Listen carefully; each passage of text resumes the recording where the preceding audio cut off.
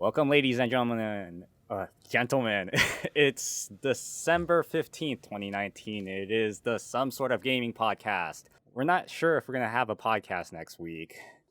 As of right now, it's just me, LadyInfamous, and UnsheathedProductions. We are going to start off by saying what we did this past week. So I was like, how was your weeks? It was a great birthday week for me. A lot of new games I've been playing. I have played Zelda Breath of the Wild on Nintendo Switch finally. And I kind of like it. I know it's going to be one of those big, massive games that I looked up the time to complete it. It's like 40 hours and then 117 and all the extra stuff. Played some Super Mario World.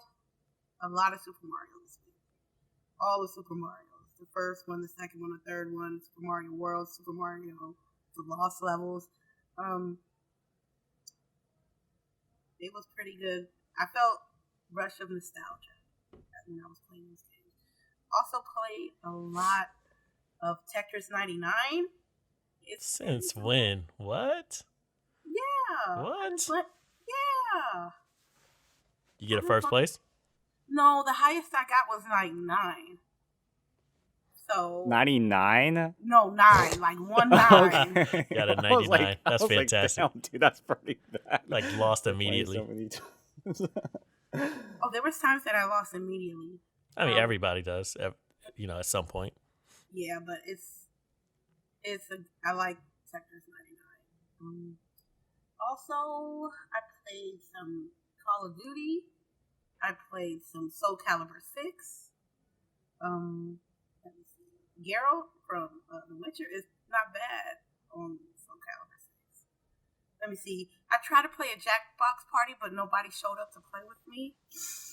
So, just speaking from experience, like, do you know how those typically work in terms of people showing up? Like, No. Almost universally, no one will be there at the beginning. It's almost If you're always a small long streamer. game. Yeah, you just got to keep playing. Like, I mean, you've seen it in my channel where I'm playing Trivia Murder Party, but I'm playing against the narrator. That's kind of why, because you just gotta wait it out and see people show up, because people will look at those games if they see your channel and it's like there's just one person in there. They're probably not gonna come in because they want to go into one where there's a bunch of people playing. So you just gotta wait for it to slowly build up sometimes. But not too many for most people. Exactly, because they want to get into games. But that's not any fault of your own. That's just kind of how it goes at the Jackbox games. Okay, good to know. Thank you. I played Life is Strange episode 2. There's a glitch. It's like, I like the game, but those glitches making me going backwards and reloading my checkpoints is not popping. For 45 minutes, I've been trying to get out of grandma's house, and I didn't get no indicator on what I was supposed to do. I didn't have no objective notes or anything. All I knew was I had to look for games, and I couldn't get out the house. I couldn't open the doors. I couldn't go into the rooms. I didn't know what to do. And I kind of like vegged out after that. Let me see. Lastly, I played Doom this morning. Never played Doom on an empty stomach. It's just stupid. Oh wait, what? Why not? I don't know. I played on an empty stomach, and I could have played longer. I mean, on stream, but I was so excited this morning that I just said, fuck breakfast. I'm just gonna go play some Doom, not realizing that this is the last. I'm trying to complete this game. I've been trying to finish this game for like a year. I'm on the last level of this game, so they bring in everything. I mean, every kind of enemies at you, and it took me about 40 minutes just to get to complete one of 3 parts of this particular mission on this last level. So, well, what made you stop the first time? Was it the difficulty or no? It was fatigue, I would say. Wait, what difficulty are you playing it on? The hardest difficulty? Hell no, hurt me gently. That's normal, right? I actually don't know. Because I know one is the baby mode, and then one is... oh, you were playing the baby mode. No, I wasn't. No, you know what? If I was playing baby mode, and I would have beat the game already. I'm on normal, but it's the last level. They bring in everything that you fought during the entirety of the game into that last level, and there's not enough health packs around, so you have to hit them with the final blow so you can get some get health back, because if not, you're not gonna make it. So I'm gonna continue doing that. I did trap karaoke this weekend in Oakland. I almost lost my voice. It is a great experience. What song did you do? I wanted to do Snoop Dogg's Gin and Juice. That's what I practiced for. But what happened was when they was hyping up the crowd, they was playing some West Coast songs. So one of the songs they played was Gin and Juice, and I was like, fuck.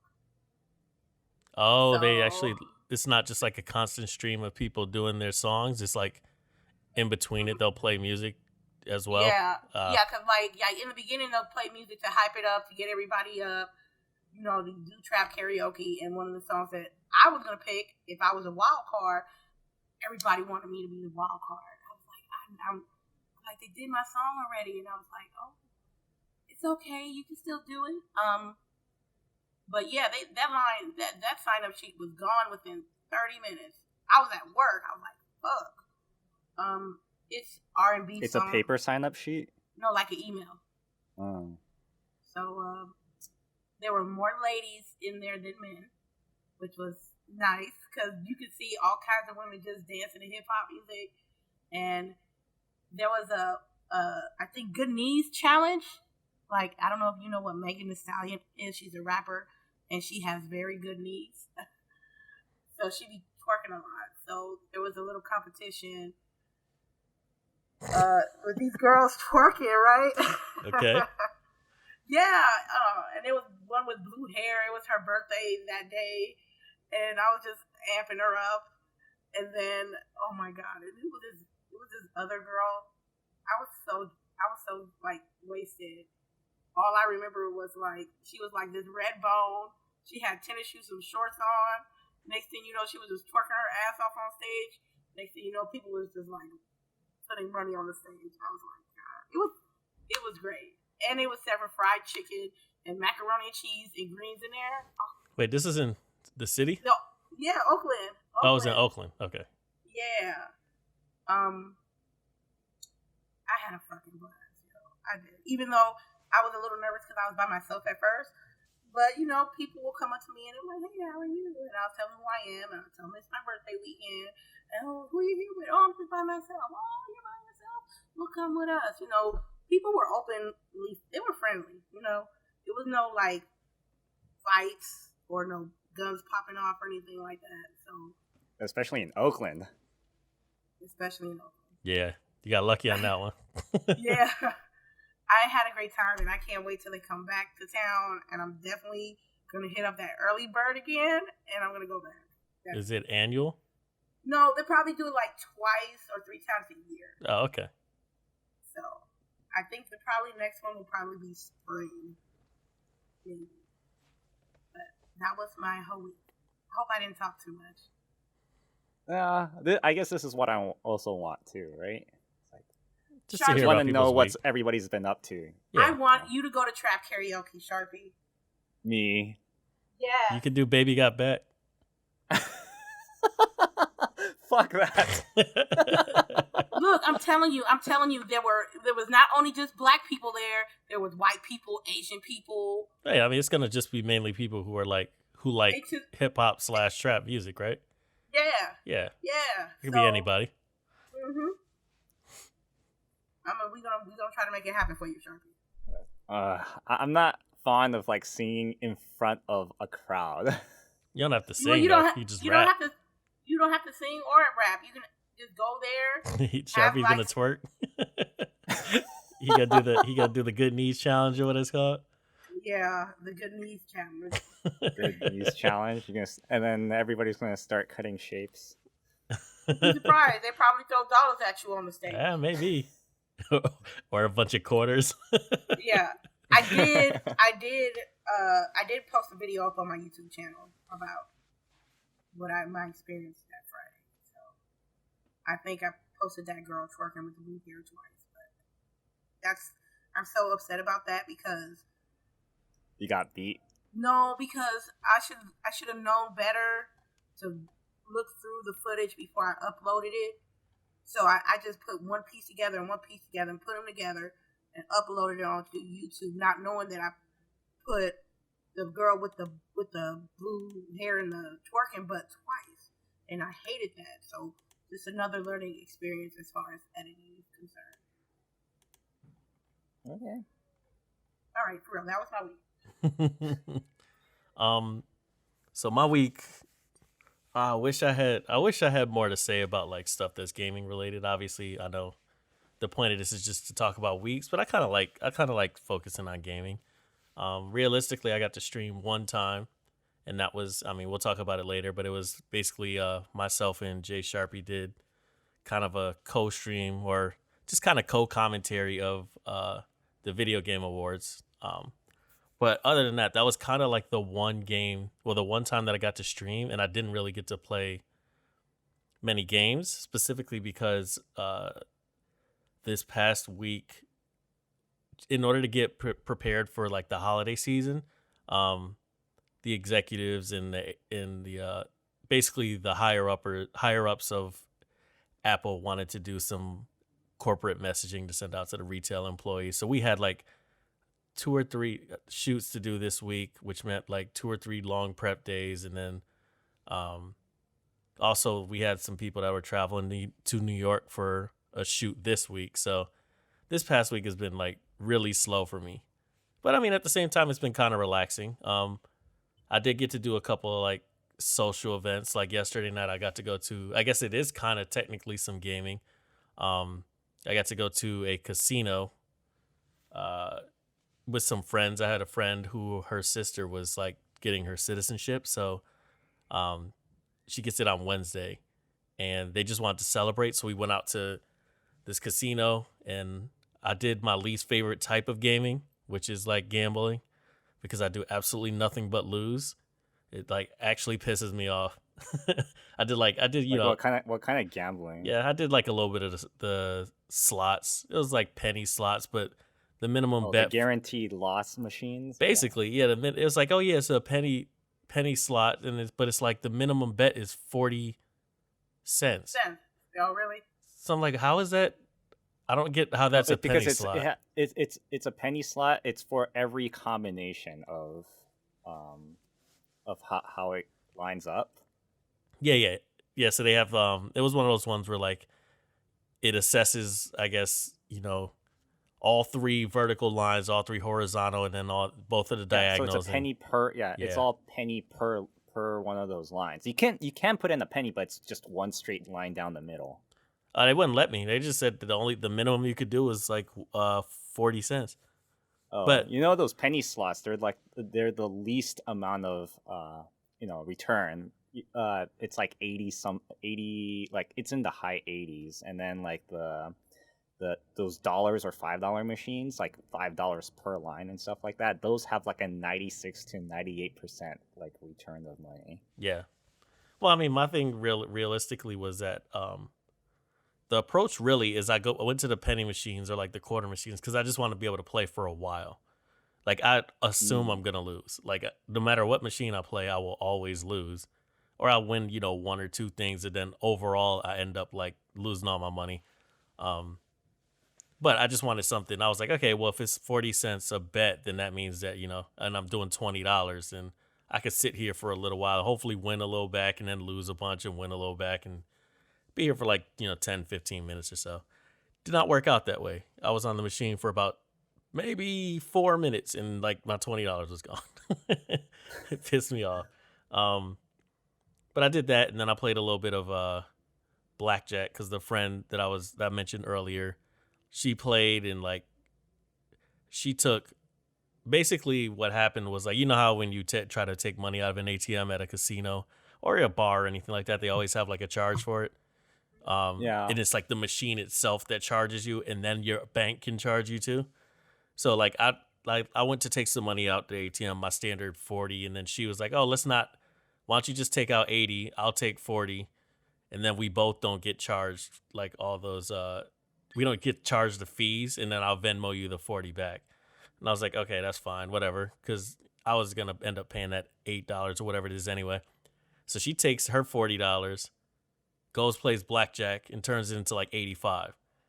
Gives me like my 40 back, and then has like uses the rest of it to pay for the other part of it, which we were going there to go to a buffet. So basically she was able to walk in with no money, got to gamble, got to eat, and walked out with no money. I'm like, that was like, she gamed the system for real with that one. But like me personally, I walk in with no money and I walk out being down like, I guess it was down about $100. That's not bad. That's not bad at all. For how long? How long were you there?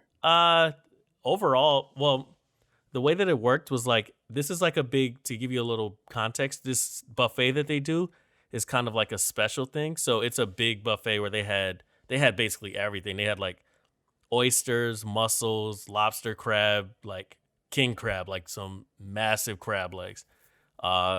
Lobster, they had steak, they had like obviously their whole dessert thing. They basically had a little bit of all these different types of cuisines. There was like an Asian section where they had like, lo mein, and they had like some standard kind of like Asian foods. But it was like a massive buffet. So it's kind of popular, and what they do is you go into the casino and then you take a ticket to get a reservation for a certain time. Ours happened to be 5:00. And so like it was like 3:00 when we got there. So we did some shots, and then we went around and gambled, and that's when I lost all that money or whatever. And then 5:00 came around. We went to the buffet and was there from like 5 till 7. So the overall from when we got there to when we left was probably about 4 hours. But it was like really fun 4 hours. Like I still have fun gambling. It's just annoying to me afterwards because I know I lost.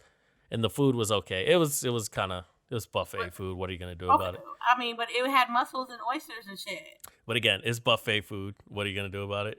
It's like the crab legs were, for example, that was the best part for me. The king crab was like really good. You finally got crab legs. I got my crab legs. Finally Yeah. got I got my crab legs. But like the rest of it was kind of like, I've had like buffet quality. Way better of every single thing that I picked up. The one thing that they probably nailed, I think that was really good, is something that is really hard to mess up, which is like mashed potatoes. They nailed the mashed potatoes, and then they had some like macaroni and cheese that was like Gouda and sharp cheddar and bacon or something, and that was really good. But everything else is just kind of like, yeah, this tastes, even though it is prime rib, it tastes like buffet prime rib. Oh my god! You know what I mean? I feel like Sharpie knows exactly what I mean. Like, Yeah, I know what you're not talking getting about. top shelf stuff from these My places. family likes to go to casinos all the time when I was younger, so like I went to like Reno a whole lot. Yeah. And like Vegas like several times when I was younger. Mm-hmm. So yeah, that I know what like buffet food is like. Did he say buffet? Exactly. Yeah. What? Buffet? Yeah, buffet. Yeah, my favorite weekend activity is to go to the buffet and then come home and play Life is Strange 2. I call it my French Friday. No, but it was like, yeah, so that was cool. And then we came back and we watched Annabelle Creation because we wanted to like everybody wanted to watch a horror film because I love horror films. And then like the two girls that were there, they both can't watch them because they're like terrified of everything. And then like the other guy that was with us, he likes watching them too, but he's scared of them. But he's like kind of like me, where even if I'm scared, I'm still gonna do it. But that was a fun movie to watch. Like I have never seen somebody like legitimately have a visceral reaction where they screamed like they were in the film. But it was like, it's one of those things. Maybe it's because I've seen enough films and I've worked on them and stuff like that I see it coming. But just imagine the scene if you haven't seen the movie. but like you see a woman standing in a dark room, and there's a little girl at the window, right? And she's looking out the window as this other woman's talking to her, and the woman asks her a question, and the little girl turns around. She looks normal at first, and then she turns around and she has like a demon face. Pretty kind of standard horror film type stuff. I swear to God, they screamed like the neighbors probably should have called the cops. Like, I have never seen that. Like, I would have been so embarrassed if we were in an actual theater and did that, because it literally sounded like somebody was actually getting stabbed. I would find that cute. Yeah, until everybody turned around and was looking at you. I mean, it was funny though. It was all a good fun, but like, yeah. So that's what I got to do for the weekend. That was yesterday, and then today was just kind of like, today I went and saw Parasite. If you guys know what that is, yeah. Not the Korean not one. Not the 2016. No, the Japanese one that like movie, came right? out earlier this year. It's still Yeah. I went and saw it in the theaters. It was still in theaters. So you know which one I'm talking about? Do y'all know? I don't. didn't see it, but I know what it's about. I don't. That movie is badass, dude. They did an exceptional job with that movie in terms Yeah, of when I first heard about it, I was like, "Are you talking about that 2016?" I mean, are they connected anime somehow? adaptation of a movie, or like the real life adaptation of the anime / manga? Oh, I don't know what that one is. Oh, But yeah, it's really good. Yeah, and then LadyInfamous. Sorry, go ahead. and then people were like, "No, it's a Korean film." I'm like, "Oh, Yeah. wait, it's not the same thing, right?" And then yeah, it's not. Oh yeah, because the other one would have been Japanese then, right? Well, I mean, Koreans also make like Japanese-based real life films too, Where like they speak just Korean. Yeah, where it's just they have their own spin on it. Oh, okay. Yeah, it's not that uncommon for like Korean and Japan to do that, and Taiwan. Mhm. Like we all mix and match each other's stuff, Gotcha. but usually it comes from Japan because that's where manga and like anime and light novels come from. Gotcha. So like Lady Infamous, just to give you like a real quick description of it, I don't want to say too much because I think it's one of those movies where it's nice to go in not knowing what's going on. But Okay, that's cool. the long and short of it really is just that there's this family that's poor, and they basically, there's a scheme that the son hatches with a friend to like act like he's a tutor, act like he's still in high school. He acts like he's in college, so he's gonna tutor the daughter of like this wealthy couple, so that he can make money off them. He's gonna tutor her in English, and that's just gonna way that they're gonna bring in some money to the house. That's all I'll say. The rest of it, Okay. like, it's probably good to find out on your own. But it's a excellent movie. It's like shot super well. It's like looks beautiful, and the storyline is like really interesting and kind of takes you places you would not. There's no way you would guess what the hell is happening in that movie Okay, in the beginning. But how would I go watch it? Is it It's a still in theater theaters or- right now. So it's not online or anything like that. No, not yet. I'm sure it will be in like a couple months or something. They'll have it at Redbox or something like that. But it's called Parasite. But yeah, other than that, just kind of a couple times of like hanging out with friends and having drinks, and then just like a bunch of getting home late and not really feeling like I have enough energy to like stream. I'm not gonna start a stream at like 10 o'clock or so. Because you've been getting with them women. No, that's all work, No? dude. It's all work. That's what I said. Like our shoots have a tendency to be like really early in the morning. So, when that happens, like if I stream late, then that means I'm getting up probably like an hour and a half after I finish streaming to get to work, to be there ready for the next day. And then we have like long prep days after sometimes. So that was it. But other than that, just kind of a casual week with no gaming per se. What about you? Yeah. For me, like I was just trying to do some things with my website, and I was just trying to like make some, what do you call it, image overlay thingies for like each of my, what do you call it, like they call it featured images in WordPress. So I was like working on that, and instead of actually playing anything, Except that one day after the Game Awards, I was playing the Outer Worlds for the first time. But during the middle of it, I got kind of tired because I was up all day, and then not only that, like I also started like a few weeks ago. I started running, doing the whole couch to 5K thing, and I'm on like I just finished week 3 yesterday, so week 4 is starting to tomorrow. And How does that not work? only that, couch to 5K. Yeah, like so basically, how quickly do you increment like how much you're running?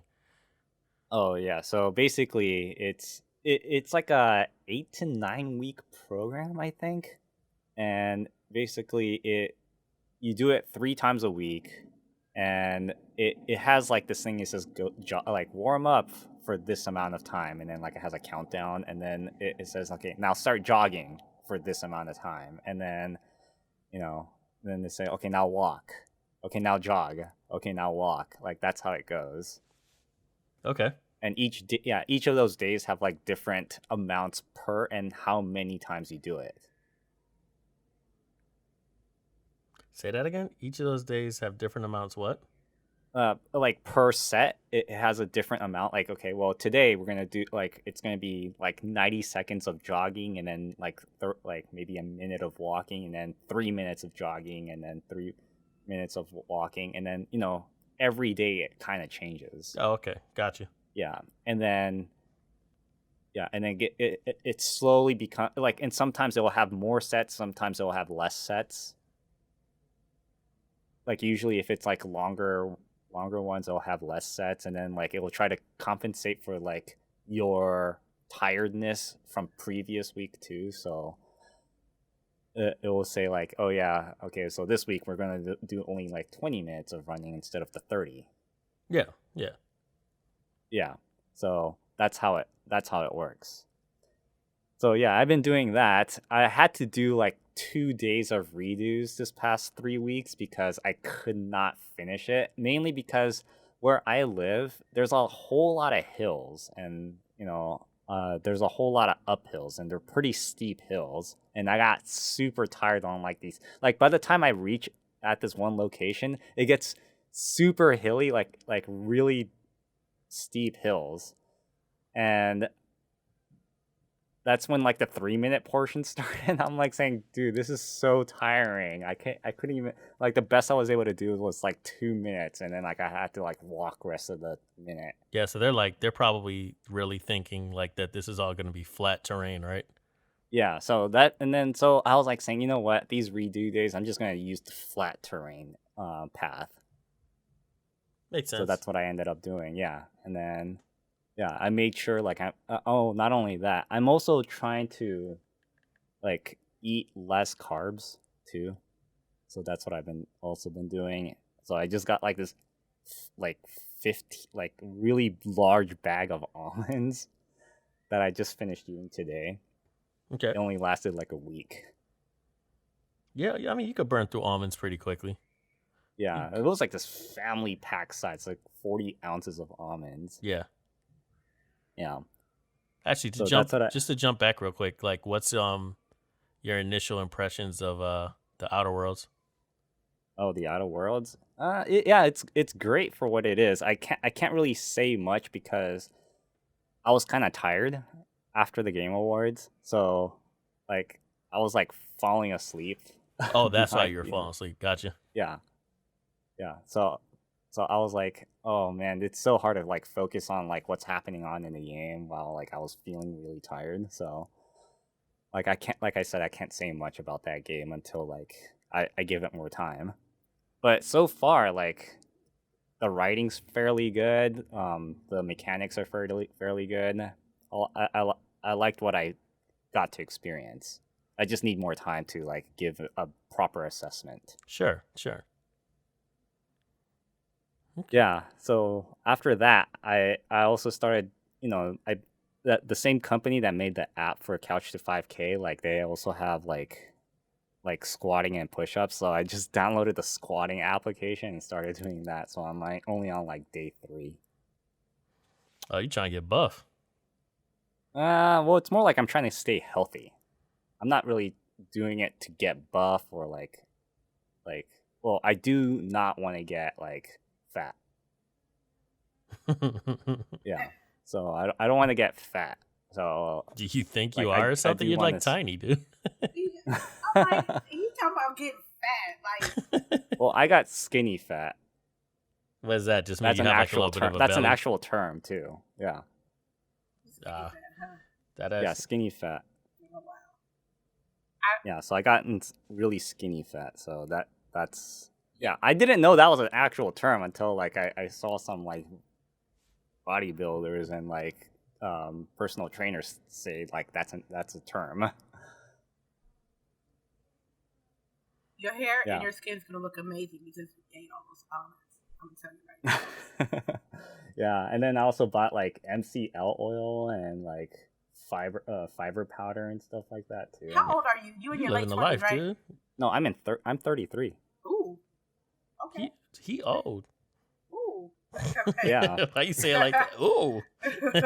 late 20s. That's I thought that's he was pretty. like late 20s, like 28 or 29.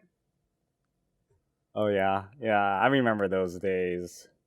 Seems just like 4 years ago. Oh, you trying to be smart now.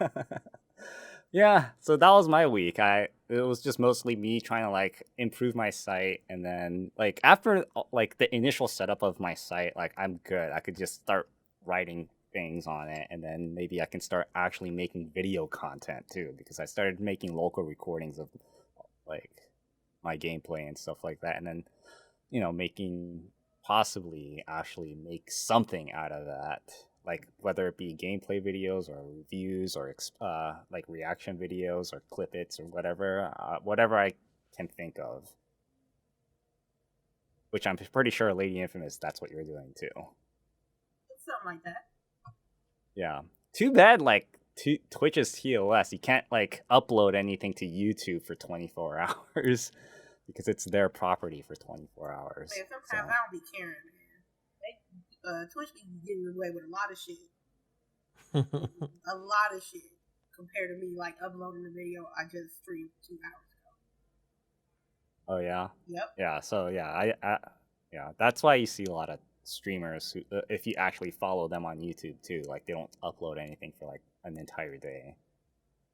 They don't even do that. They'll just say, "Look, I'm live on Twitch, 30 seconds." And that's it. Mm-hmm. Well, anyways, yeah. So that was this week. What also happened this week is PlayStation State of Play in the Game Awards, which we were just talking about. So State of Play, yeah, I didn't really watch the actual conference. I just saw like this blog post that I posted here from PlayStation blog, Mm-hmm. and I'm not sure what I think about this, other than the Resident Evil 3 trailer. I mean, what was your You guys impressions of the trailer? I mean, I'm glad that they're going into it. I'm probably not going to play it. But, like, well, not because I'm scared. It's more like I don't have the nostalgia for Resident Evil 3. Like I said last week, I only watched people play the game. I didn't play it myself. And it was very like all over the place where I watched people play. It's not like I watched it in order. Yeah, but were you not like a fan of RE2 remake? No, like the first Resident Evil I ever played was RE4. No. What I'm saying is like, RE2 remake, the one that just came out like I think it was last year or whatever, end of last year, or maybe it was this. Maybe it's early this year. I don't know. Yeah. Well, I was a fan of like the amount of work that was put into it. Yeah. And the production value. Yeah. Okay. Yeah, because I was just thinking, like, to me, I'm excited for it specifically because of how much I was a fan of RE2 remake. Again, along the same lines as you, conceptually, because I watched gameplay of it from multiple people, not from playing it. I did not play this game. I fucking refuse. But like, Scary ass. yeah, man, what you talking about? It's cockroaches in this game. I can't do it. Oh, man, I can't fuck with it. I can't fuck with it either. Nah, but I think I do kind of like the direction that they've taken with this stuff, to where like RE2 was like seemed like it was a great game, and this just kind of seems like taking another sort of fan favorite and giving it that same or similar sort of treatment. One thing that did throw me off though, I mean I don't know if you guys remember from the trailer specifically, but like, is there like a first person component to this game? Because there's definitely a part of the trailer where you see somebody like running almost kind of like Faith in Mirror's Edge style first person. And I think it's, it kind of looks like it's all like pre-rendered cutscenes, but I'm not sure. That would be interesting to see if they had like a first person mode. That might make it like significantly creepier. Yeah, I'm not really sure if that's what they're going to go for, because I think they're just trying to stick with what they had. Because if they make it a first-person mode, like, I think that was just for the trailer. It could have been. I think Capcom is starting to get really good at like not including trailer stuff to their games. Yeah. No, it could have been. That's what I was saying. It did kind of look like, it half looked like pre-rendered cutscene and half looked like, okay, maybe this is gameplay. But I mean, I'm kind of leaning more towards the side of it was probably just cutscene. It was just even an interesting choice in the with respect to a trailer. If you're never gonna play the game in first person, to show a first person like scene in the game, I don't know, it seems like a weird choice. Well, at least they didn't do like what they did with Metal Gear Solid 4 trailers. Remember that one? It's not FPS, it's MGS. Like it was like I don't remember that. Completely played in first person in their initial trailer, and then it's quickly switched away, saying like it's not FPS, it's MGS or something like that. Do you not remember that? No. I'll show it to you later. It's pretty funny how they did it. Well, one thing that was actually like I think this was like pretty significant, and I didn't realize it, was that RE Resistance, the 4-player game. If you buy RE3 remake, it just comes with it. It's like free. Oh wait, is that what they said? Yeah, it's like at the end of the trailer, like they're just like, it's, if you buy RE3, it comes with the free online game RE Resistance. Oh. So, I mean, that in itself might be a reason. Oh, here's also Resistance. It's just like a little afterthought at the end. Yeah. I mean, that seems like that would be enough for me to like pick up the game in itself, just to know that like I'd get to try 2 different experiences. I'd throw my hat in for a little bit. I probably won't ever finish the game because fuck those games and their like scariness, but you know, that would be a reason why LadyInfamous, you could play it, since you're trying to call me out. I'm sorry, we're not gonna what? You could play RE3. It comes with RE Resistance, that 4-player kind of Left 4 Dead-ish type of game that we heard about before. It's a no for me, dog. They got cockroaches. I'm just gonna play them. They really don't, as far as I know. I was joking. I don't believe you now. I was just making a reference to your. They probably have like cockroaches, doodads all over the place. Probably. You know what I mean? Yeah. Resident Evil 3, I might get it when like on a sale, but not first quarter, not first day. Even though you get 2 games? Even though I get 2 games. They want $60 for that, right? Yeah, for 2 games. I believe so. Shit. So that's a fully produced game. Are you trying to stick to your principle of like remakes shouldn't cost $60? Is that what it is? That's what it is. Remakes shouldn't cost $60. Yeah, but what if you never played the original? Remasters shouldn't cost $60. I'm with you on that. Remasters should not. Remakes, that's a whole different story. I'm sorry. What were you saying? Did you play the first version of RE2 or RE3? No. Oh, well then it's basically a brand new game to you. We might have had this discussion before. I don't know. Yeah, I don't know, man. I don't know.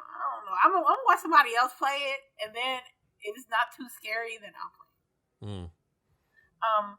The Untitled Goose Game is coming out in 2 days, but it's gonna be on Game Pass on Xbox.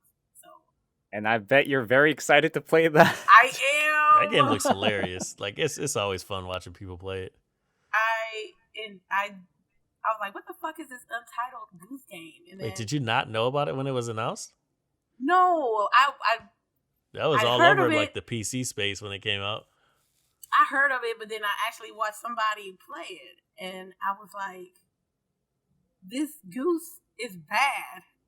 Didn't they say that at the TwitchCon concert too? They're like saying, "How come everybody's playing this?"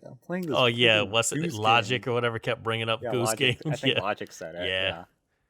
Yeah. So I can't wait to be a mischievous. I goose. honestly was not excited about it because I mean I already know what the game was and I was already playing it. I'm playing it on PC until you just said that it's going to be on Game Pass. Because now I'm like I could play it and not have to pay for it. So You already know. yeah. You already know. Now, Dreams, it says Dreams will steal your heart. Like, what is the purpose of this game? Remember Little Big Planet? Little Big Planet? Mm-hmm. I didn't even play that shit. But do you remember it? Mm-hmm. It's Dreams is kind of like the next. I mean, it's like basically the next step in what they were trying to do.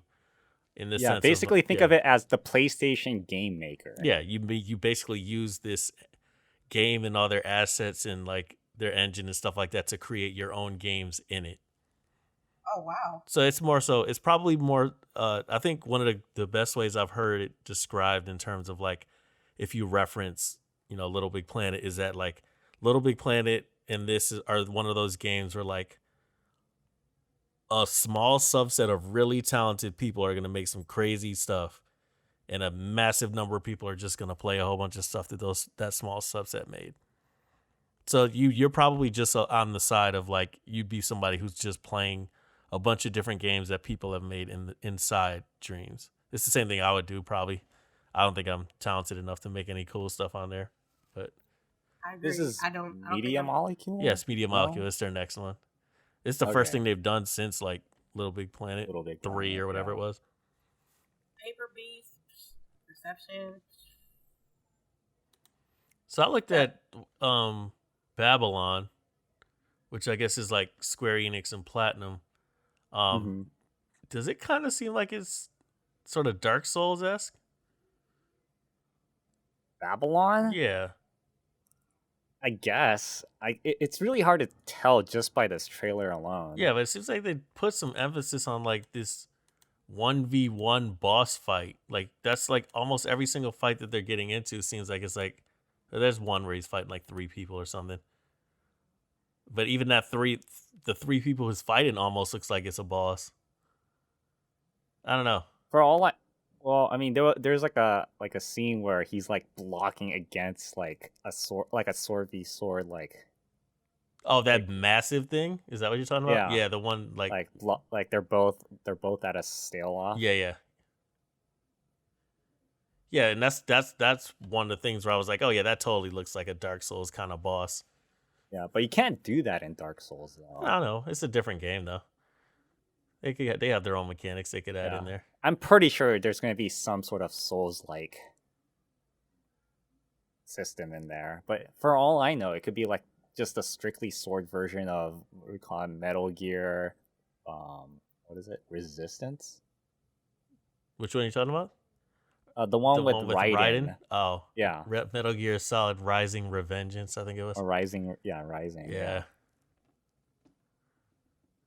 It's just more Souls-like. Yeah, it could be. Yeah. I don't know. It just looks like another one of those type of games to me, but I'm not really that interested in it. That'd be a Lady Infamous thing. I don't know. Predator Hunting Grounds? What about that one? Predator? I don't know. That one's like, where did we see it? Well, number one, I saw it at PAX West like a couple months ago. But I think they had announced this when we were watching E3 or something like that. And I'm pretty sure it's like a 4v1. One person's the Predator. Almost like you probably know the name. Dead by Daylight? Yeah. Exactly.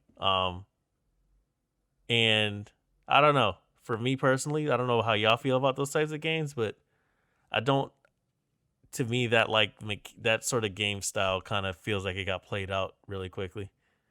Just because I remember the first game was like I think it was like Evolve. That's what I was trying to remember. I was just about to say Sharpie. I think you'd remember the name. That was the game I was going to bring up because I couldn't remember the name of it. Which Evolve, I had a lot of fun with. It sounded like it got super unbalanced on PC though, as time went on, and it kind of fell off after that. But it was fun. Do you remember Evolve, Lady Infamous? Yes, I do. Did you play it? I think I played the beta. Oh, okay. But that was it. Yeah, I only I played what's that game called? Yeah, what was it? Dead by There's Dead by Daylight, yeah. And then there's not Dead by Daylight. It was like a parkour. Dying Light. Dying Light, Yeah. Dying Light. Yeah, that one I think they had like a mode like it on that. Well, like a 4v1? Yeah. Oh, really? Like you play like this crazy like swinging monster. I'm pretty sure that was that game. Interesting. Well, because Dying Light was the one that had like mainly, it was like humans versus zombies. Yeah, and it was like co-op. No, maybe Like I never actually co-op. I think I own the game, but I never actually got a chance to play it. So maybe I just never knew about that mode existing. I don't know. Mm-hmm. I know they had BR for that, but I think that was like 2. But yeah, like I don't know. Was it fun from what you remember? It's fun, but it's not. It's like it gets old so fast. Yeah. Like it's not like, oh yeah, this is gonna totally be an esports, or this is totally gonna take off. It wasn't anything like that. Yeah, I feel like in essence, like I mean, going along the lines of what you just said, that should be a mode in a bigger game. Like when you try to make it to be the entire game, it's just gonna like, yeah, you're probably gonna get bored of it pretty quickly. Although I will say that like Dead by Daylight, people seem to freaking play that to death. Mm-hmm. But I think that's partially because there's so many different monsters that you can pick. They have like a shit ton of monsters that you can be. And I think it's still, even then, it's still kind of skewed towards the survivors a little bit. Well, it's also very clear on what you're supposed to do. It's not like super, it's clear, and then not only it's simple enough, but there's still a lot to do. Yeah, I get that. And it's not like huge city areas where you have to literally like swing across or like fly across or whatever. Yeah. It's like in a small confined area. I think that's what helps it. I won't be mad at that. That makes sense. I mean, with Predator, like what else is he able to do other than like, stealth or, infrared scanning and stuff like that? Well, my thing is, I'm not even as worried about Predator as much as it's like, what do the humans do? Like, when you look at this trailer, it just looks like you're a guy with a gun. Mm-hmm.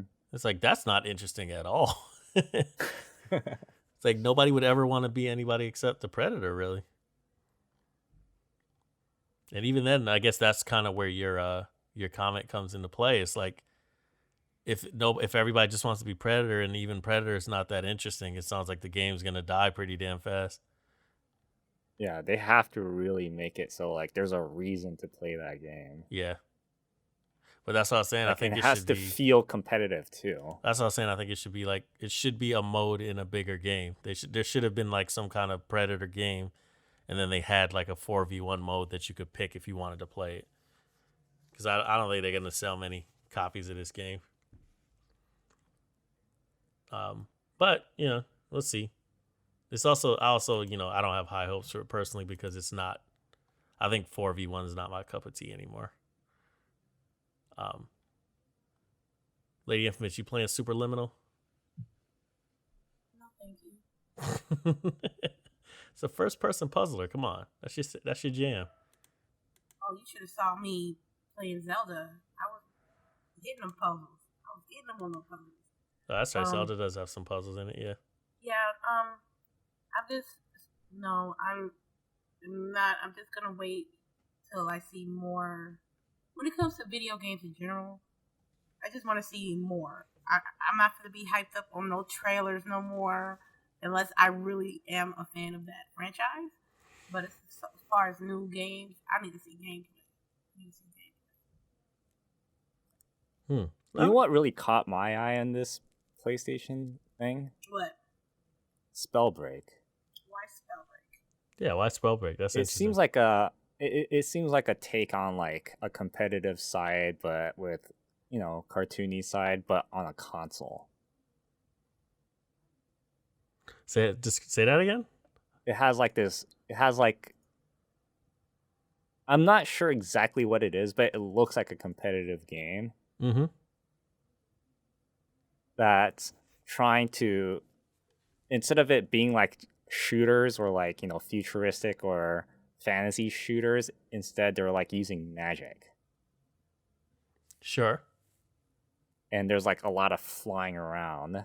Well, like what kind of sparks your interest with respect to that though? Like why is that sound interesting? It's not really sparking my interest, but then I thought it was pretty cool on what they were trying to do with it. Oh, okay. Like I think because like I said, I watched that one web cartoon. Fuck, I can't remember what it was called. But the one with the blue-haired girl. Yeah, the one that you sent me like at some point. Yeah. Yeah. I think it kind of reminded me of that. Sure. Because there was like a scene. There was like a scene where it's kind of, or it's more like it's a major part of the story, where they have to compete in a game that's like this. Yeah.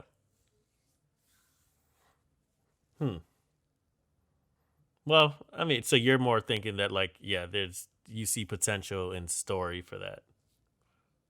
Yeah. Well, not much story, but then like if they can actually make something out of it. I just think you like the aesthetics of the game, and that piques your interest. The aesthetics. I mean, the aesthetics is cool, but it's not like it's nothing wow. It's not wowing me in this particular direction. Like I think I've seen the aesthetics looks fairly similar to most other games. Do you think like? So are you gonna like just like follow it and see how it progresses? Like, is there interest in it? I'm probably not gonna play it, but I'm probably gonna see how it goes. Oh, okay, yeah. Yeah, I don't know. I didn't really. I was looking at it. I was like, yeah, that looks fine. It's kind of the same thing with this other. What is it called? Paper Monsters or something like that. Paper Beast. Paper Beast. Yeah, it was just kind of like I look at it. I'm like, yeah, all right. Well, I don't know if I know exactly I can't what really you're trying to tell go what on. this is even supposed to be. I don't know. When they call Is it this like, I think this looks like it's like a VR experience in the sense of like artsy fartsy type of thing. Yeah. That's weird looking. Maybe Zeldrick will like it. He's the VR guy, but actually that's PlayStation VR. Yeah. Which I don't think he has that. But has PlayStation VR been doing well? I feel like I never see anything coming out for it. Unless there's just like VR capabilities in a regular game. Too closely. It could be to, like Oculus. But I mean, at the same time, I would also say that we might not be following it, but I also feel like I'm not hearing big announcements about it either. Like we all, I mean, I guess it's kind of hard to avoid this, but I was gonna say we all heard about Half-Life Alyx, but that'd be impossible to avoid because of how long people are waiting for Half-Life. But I don't know. I don't feel like I've heard like they're like, oh, this new really cool PS VR game is coming out, even though I do still hear rumblings of new PS games coming out. So I feel like at this point maybe PSVR is showing that it might have been kind of a fad. They were jumped on a fad and it kind of didn't really work that well. Or maybe it's still too early. Could be, yeah. So we'll see with the PlayStation 5 if there's a PSVR 2. Oh, I'm pretty sure there is. You think I'm so? pretty sure it might get pushed even harder. Think so? Oh, okay. Like if anything, they're probably gonna say like, oh yes, like we're gonna make this console less about we're gonna make this console cheaper so you guys can play PlayStation VR. Maybe, yeah. And make people be able to actually buy it. I would just have assumed that they were going to put that much emphasis on it, that they would have probably been pushing this entire time of more like, here's PSVR. And I don't feel like I've seen advertisements for it, games saying this is PSVR. Like, I've seen games that say, like, this has PSVR compatibility, but not just, like, exclusive, unique PSVR experiences. Anyways, maybe that's what this is. Maybe this is them saying, like, yeah, we got some cool stuff coming for VR. But it just kind of looks like, looks a little bit too, doesn't look enough like a game. It just looks like an experience to me. Anyways. Yeah. I kind of wish I'd gotten to see it. When was the state of play? It was early. God, when was it? Early on in the week? Did you watch it, Lady Infamous? I sure didn't. Oh, you just watched all the 10th. trailers afterwards? Mm-hmm. Okay, so 5 days ago? So it's like Tuesday? Actually, I think they always do it on Tuesdays. Now that I think about it. Yeah, that makes sense. I don't know. Just looking at this list, I wasn't like super excited. Yeah, that's kind of. It seems like it's kind of a weak list to be like, here's the stuff that we're gonna try to give you to get excited about PlayStation. It's kind of a weak list. Mm-hmm. Well, onto other news. We had we call it the Game Awards that occurred, and just to make it brief. How'd you think about it? You want to start, Lady? Okay.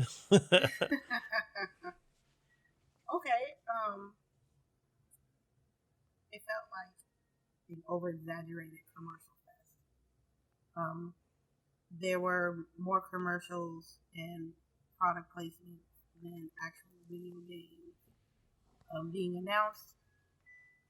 And then, excuse me. I am glad that Shakiro died twice. One Game of the Year. I am happy that Death Stranding did not win.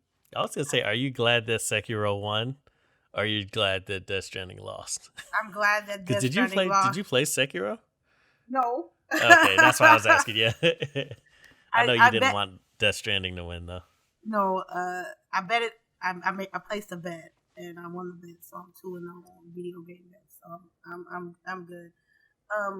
It was like, here's our new game, and then here's a 5-minute interview, and then it's a commercial, and then it was Green Day, and then like nobody was hyped for Green Day. I'm like, when Green Day performed at the Twitch party, it was hype. It was. You talking about this last year? Yeah. Was that Green Day? I thought it was like It was Logic and Green Day. It was Green Day? I thought it was like somebody that began with an M or something. No? It was Matchbox 20. Not No, the techno guy. The techno guy was first. Madion? Yeah. Yeah. Oh, but that was definitely Green Day that performed. Then it was Logic, and then it was Green Day. Yeah. Okay, all right. So the crowd was not hyped for Green Day. RE2 got snubbed. Hey, look, it's Zeldrick. He's back in.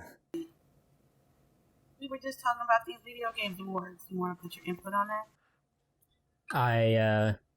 So yeah, to me, I watched the video game awards in passing, and then just paid attention to the trailers. I didn't catch it when it was live. I caught it when hours after. Oh, so. You skipped it. You skipped, like, you could actually skip the commercials and stuff like that. Yeah, but I still sat through everything. I was like, all right. But like the one thing I did skip was the Death Stranding concert music number. Oh, the beginning? Why? I thought you would have been hyped for that. Oh, well, for one, it doesn't get me particularly like motivated, that type of music. But two, like they always put visuals for games in those concerts, and I wanted to avoid any sort of like spoilers for it. Oh, you so. didn't miss much. And there was no real like visuals for that either. It was just you'd be surprised. singing. To me, it felt like. Oh, we watched it. There was none of that. To me, it felt like Jeff Keighley burned one bridge versus burning a million bridges. Because I for sure knew that if Death Stranding won Game of the Year, he would have lost more connections in the industry versus not having that. But why do you think another he picks, conspiracy theory again? What you mean? That's a legit conspiracy theory. A legit one where a conspiracy theory means that you have no grounds or basis off of it. I just think if I was Jeff and I'm influencing people to swing their votes one way, you know he got to do this show next year, right? Yeah, so, but what kind of... I think what Zeldrick is kind of saying is, like, what reasoning do you have to think that he is swinging other than to be like, they know each other, therefore he must? I assume he wouldn't be, like, trying to, like, persuade people to vote for Death Stranding. I just think it's kind of not professional. Sorry, go ahead. I know it's not professional, but, you know, I think weird. Would you do it? No. So why would you think he would do it? Because he's a D writer. I thought he would. Is he? He's not much of a D writer. I don't have any reference for that. I have no idea. No, you don't. I do. But it's just it's well established that they're friends. Yeah. Yeah. But like Kojima's friends with a lot of people. Jeff Keighley is friends with a lot of people. Like, not only that, Kojima gets a lot of respect from a lot of developers. Yeah, right. He's been doing it forever, making great games forever. Yeah, no. I hope he learns. I mean, it was like a 7 out of 10. I had fun because. Would you say this? Do you think it's better than the previous Game Awards? No. I wouldn't say it's worse. I'll say, what did you think? I wouldn't say it's better. I still kind of think I'm of the position of. So I was actually thinking about this. I think on a drive yesterday, and I think a huge problem is that I had mentioned before that I think awards ceremonies realistically aren't that interesting in general. But at the same time, I think when you think about some of the bigger award shows, even if it's like something like the Teen Choice Awards or like the Oscars and all that kind of stuff, the thing that's massively different for those is when the people that you're giving awards to are recognized people. So it's kind of like it's kind of weird to watch. Is it really that interesting to watch an award show where you're giving an award to somebody that you have no idea who they are? Well, when I first started watching, like, you know, the Oscars and stuff like that, I remember I was like saying, I know who all the actors are, but I don't know any of these directors or like producers, or not producers, but like, you know, sound design artists and stuff like that. Well, sure, and I think most people don't. When you hear the water cooler talk afterwards, people aren't talking about who won best sound designer because they don't know who that person is. They might know who the director is. They, you know, sometimes, not always, but I think it's like an opportunity to give them recognition. Oh, 100%. I get that. But I think one of the problems with the game awards is that, like, so basically what it feels like they're doing is they're trying to compensate for the fact that it's probably not super interesting if you're trying to draw in an audience to have all the awards be going to people that they don't know. So the way to bolster that, it seems like, is that they're saying, let's throw 8 billion trailers in there so that you're getting announcements of new games, and then you want to stick around to watch that. But you stick around to see who won, category X because you theoretically know that there might be a trailer for some cool thing coming right after it and right before it. And to me, I think what that ended up making it as, I don't remember who said it. It might have been like LadyInfamous that just said it earlier. It's literally ends up making it a glorified, like, it's just a trailer fest. You watch a whole bunch of nothing that you don't really care about, and then a bunch of trailers. Oh, no. I'm sorry. There was only one thing that I saw that had me juiced and excited. And it was the Wolf Among Us 2. Oh, my God. When I heard the music... Yeah. Yo, I'm sorry. Let me know when we get there. I'll Yeah, talk about we'll talk about that later. Right now, let's just talk about like our thoughts on the Game Awards itself, not like what won or anything like that either. Just thought about like the value of the actual award ceremony. It wasn't that much of a value to me. It's too damn even long. with Oscars or film festivals or music awards or whatever, like it. To me, I pay attention to like the category that actually means more to me. And even like with the video game awards, I'm kind of just like, yeah, like I'll like watch it in passing or whatever. But those places where I'm like, oh, these games that are in indie titles, or like they were like these small groups that made this one game and they get this award for it, like Disco Elysium. I was super jazzed that fucking game got so many awards because they deserved it. And then stuff like sound design, like I'm thinking like, oh, what would be like, which one of these games did I play do I think has good sound design or whatever? Like that's I pay attention to like the smaller titles to get big recognition, and then to a couple of topics where the like, you know, the AAA usual game isn't going to get an award. And I will care if in that category a AAA title does not get the award, because it's like, wow, you actually you beat these kind of games in this category that you were running with. Congratulations. I mean, that's kind then of like, I care. That's common with award ceremonies in general. Like, yeah, usually like people like to root for the underdog, and like they like to see the underdog win. I guess I was just more so saying from the perspective of, is it overall, like I feel like it's going to be almost impossible to make this award ceremony interesting on a larger scale. Like for us, that might be a little bit different because we're adults, and therefore we might be able to appreciate, you know, as we're adults and we know what it means to be in the working world and see like your work appreciated and what that can do for you.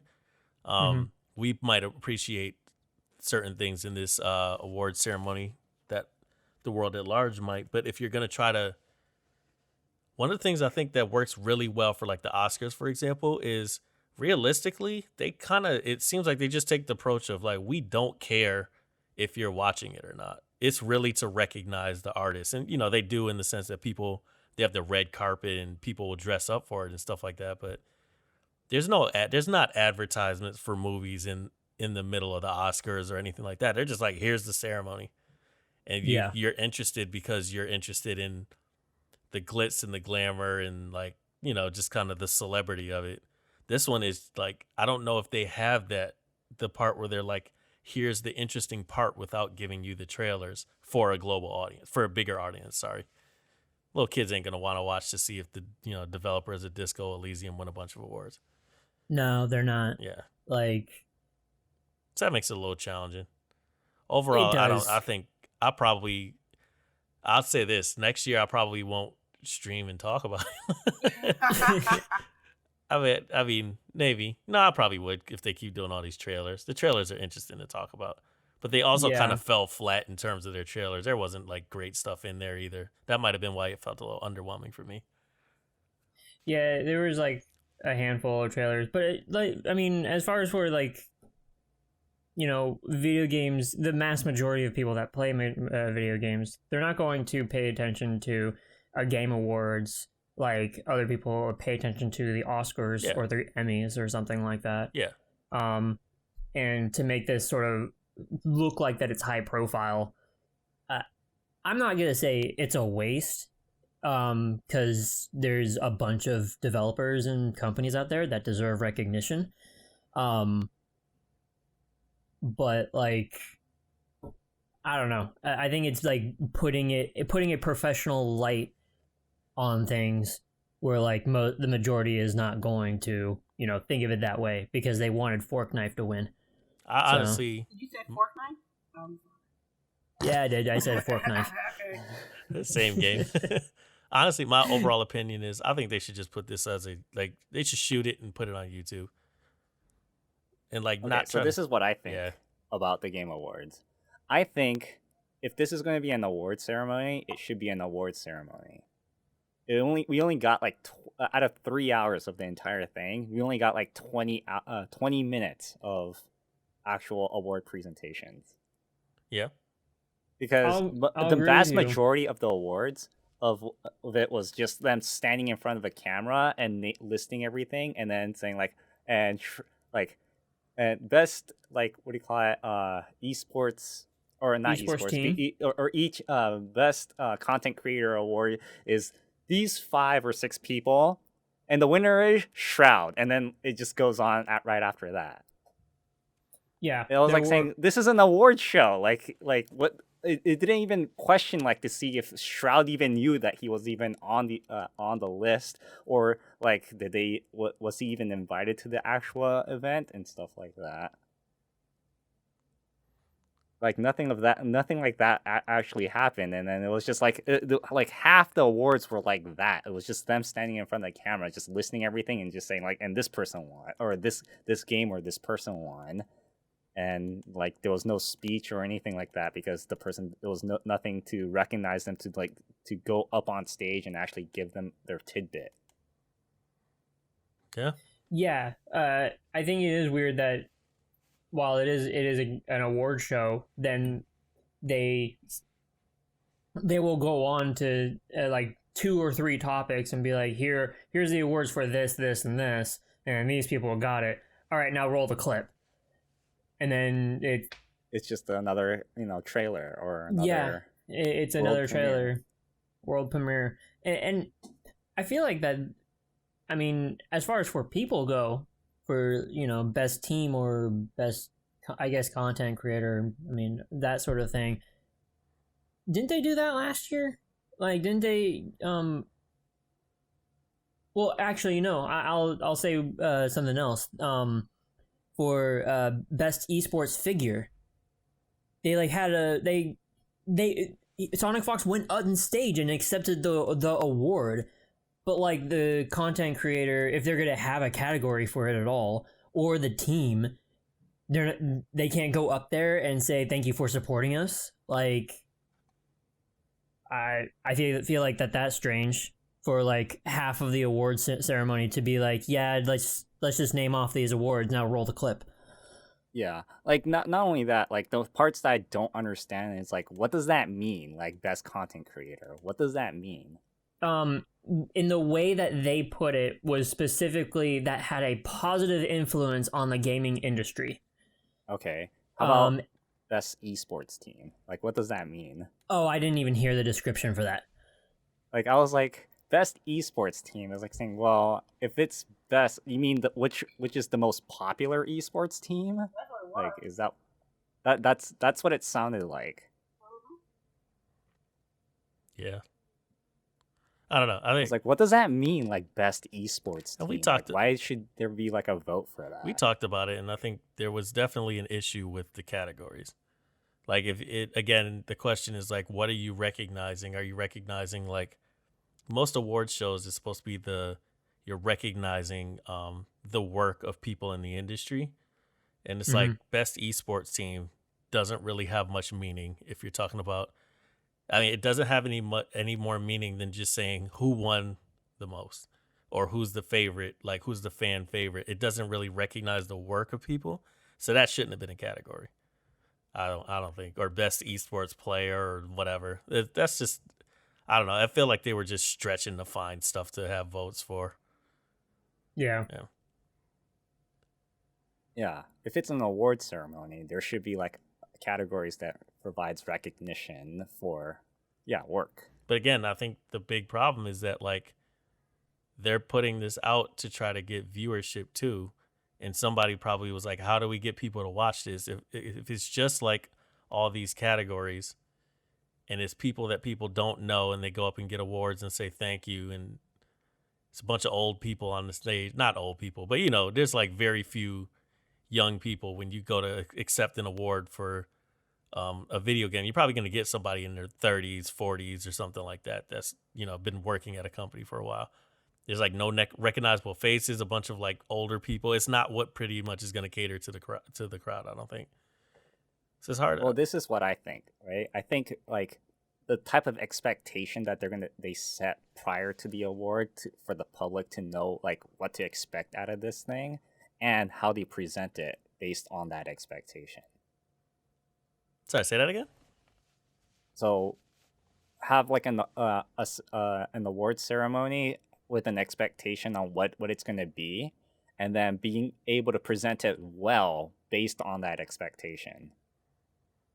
Yeah, but again, like, so if people are if it's them just trying to draw people in, not knowing what their expectation was, like then I don't think that's a good way of doing an award show. Yeah, but what like, I guess what I'm trying to say though is like you always have to go back to like money and numbers, in the sense that like if you do probably what is a legit award show, are people going to show up to watch it? Because somebody has to pay for it, pay to have this show happen.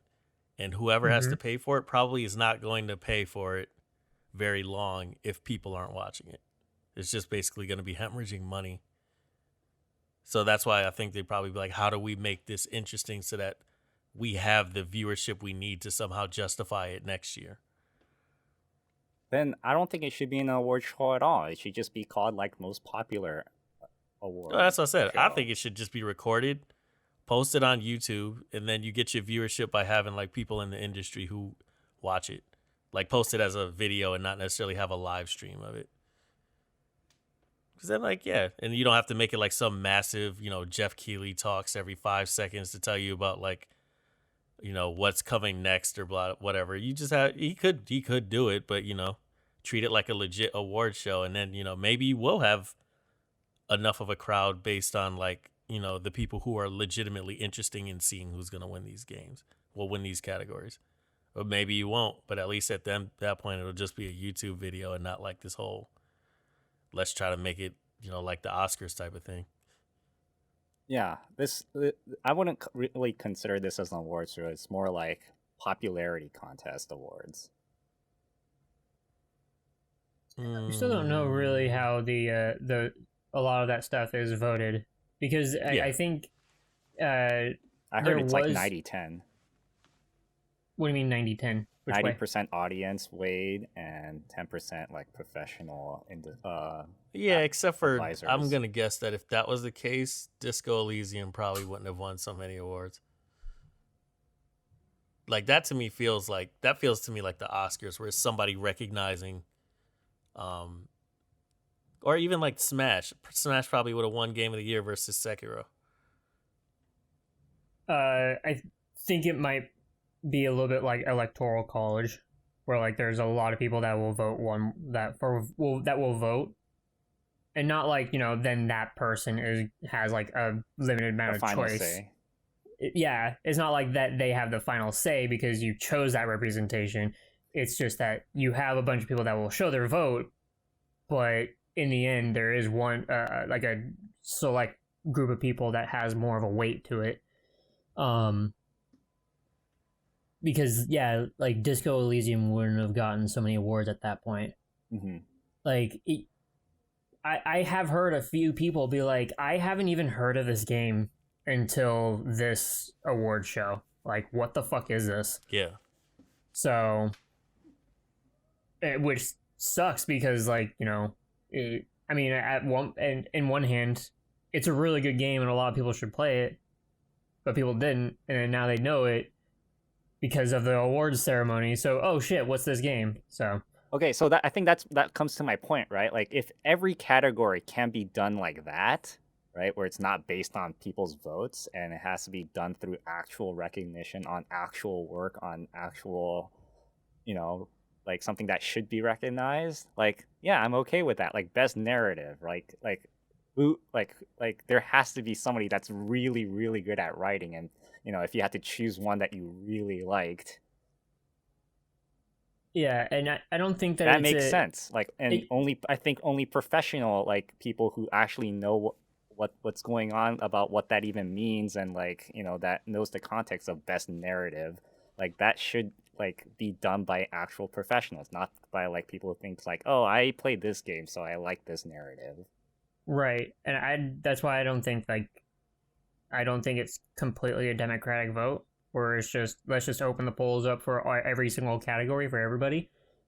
Go ahead and run wild, like, because one thing I want to bring up is that there was one category that was mentioned that, and I think it might have been Game of the Year or it was something else, where like he says that in this category that is purely voted by you, like he specifically said that it is completely based on on the people who voted in that category. That's 100% the people's voice of this game getting this award. I think it might have been called like the People's Choice Award or something like that. I know what you're talking about.